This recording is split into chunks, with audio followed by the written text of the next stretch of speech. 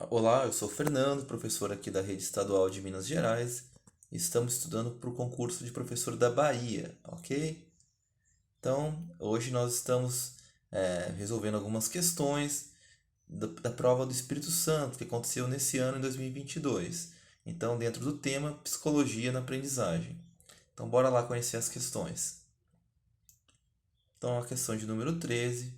Para encorajar a autonomia em crianças frequentando a pré-escola, os professores devem, ok? Sugerir jogos competitivos, incentivando-as a darem o melhor de si, mesmo para vencer os colegas. B. Favorecer situações em que elas possam selecionar sua atividade, incentivando-as a nela se aterem. C. Esclarecer os erros cometidos por elas, para que possam depois refazer os problemas apontando-os sozinhas.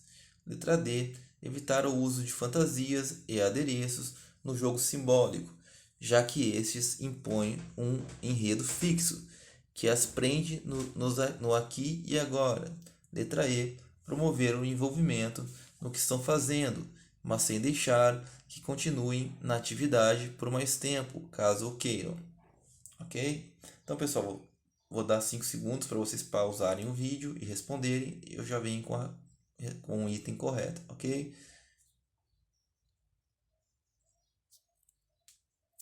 Pois bem, pessoal. Então, a resposta correta é a letra B, ok? Então, aqui vamos entender por que essa resposta está correta.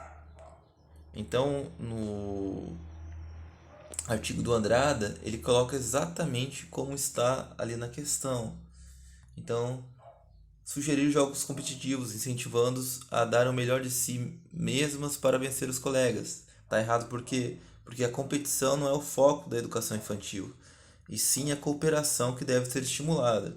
E favorecer situações em que elas possam selecionar sua própria atividade, incentivando-as a nelas se aterem. Está correta porque o estímulo à autonomia é fundamental nessa etapa, de acordo com a capacidade de cada um, né? E a letra C, esclarecer os erros cometidos por elas para que possam depois refazer os problemas apontados sozinhas. Por que está errado? Porque o trabalho é orientado e fomentado os acertos, necessário fazendo as atividades junto a eles, ok?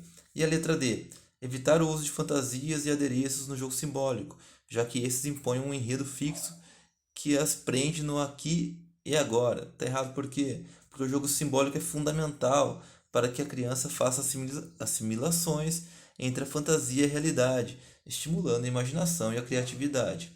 A letra E, promover o envolvimento no que estão fazendo, mas sem deixar que continue na atividade por mais tempo, caso queiram. Tá errado por quê? Porque a ideia é respeitar o tempo de cada criança. Tá bom? Então, dessa forma, a letra B é a correta, né? Foi demonstrado, e por que as outras estão erradas. Número 14. Segundo Vygotsky, o desenvolvimento dos alunos ocorre em seus vários aspectos, como o afetivo e o cognitivo. Por exemplo, sobretudo em razão, letra A, das interações sociais das crianças com alguém, adultos ou crianças, mais experientes da cultura. B, da exposição a aulas bem estruturadas, nas quais as ideias centrais são bem ilustradas. C, da ação da escola, porque as famílias são muito desiguais em termos de escolaridade formal. Letra D, da família que assiste e dá apoio à criança para se desenvolver integralmente. Letra E, do enfrentamento dos desajustes emocionais encontrados em cada estágio de desenvolvimento. Pessoal, 5 segundos. Pois bem, a opção correta é a letra A. Por quê, pessoal? A gente está falando de Vygotsky, né?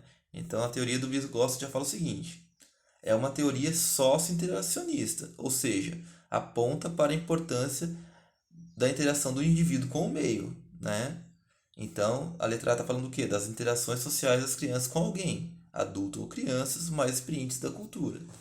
Então, dessa forma, é o contato com o ambiente, o convívio com outras pessoas e suas influências culturais que farão com que o indivíduo se desenvolva, ok? Enfim, daí aqui tem Vygotsky rejeita tanto a ideia de que o indivíduo já nasce com as características que irá desenvolver ao longo da vida, quanto a de que o homem é produto do meio. Para ele, o homem modifica o ambiente e o ambiente modifica o homem, ok? Então aqui vocês podem estar observando aí mais sobre a teoria de Vygotsky, mas é importante entender que é baseado nas interações e por isso o item A é a opção correta, ok? Então bora para a próxima. 15. O cérebro e a aprendizagem estão intimamente relacionados, de modo que é necessário ao professor entender que o cérebro é plástico, de modo que diversificar, enriquecer o ambiente não significa promover o desenvolvimento cognitivo. Diante de um meio material e socialmente carente, o cérebro ajusta-se às circunstâncias e assegura o adequado desenvolvimento intelectual. As dificuldades de aprendizagem têm origem neurológica, de modo que testes neurológicos são sempre recomendados, ao passo que se mostra contraproducente centrar-se na observação da conduta infantil para impulsionar o desenvolvimento cognitivo. O cérebro por si só determina o desenvolvimento da cognição, de modo que o processo de refletir e pensar sobre o real precisa se embasar mais nele do que no ambiente físico e social em que se vive, para que a escola cumpra sua função de promover a aprendizagem. Letra D. Muitas das funções cognitivas são diferenciadas por se associarem a diferentes partes do cérebro, levando os alunos a terem preferência por certos modos de processamento cognitivo, visual ou verbal, por exemplo, e a tirarem deles diferentes proveitos. E o cérebro muito valorizado atualmente tem sido considerado como o principal fator que leva situações complexas a serem tomadas como simples, como as que inspiram preconceitos e discriminação, ensejando condutas incompatíveis com o desenvolvimento cognitivo. Pessoal, 5 segundos.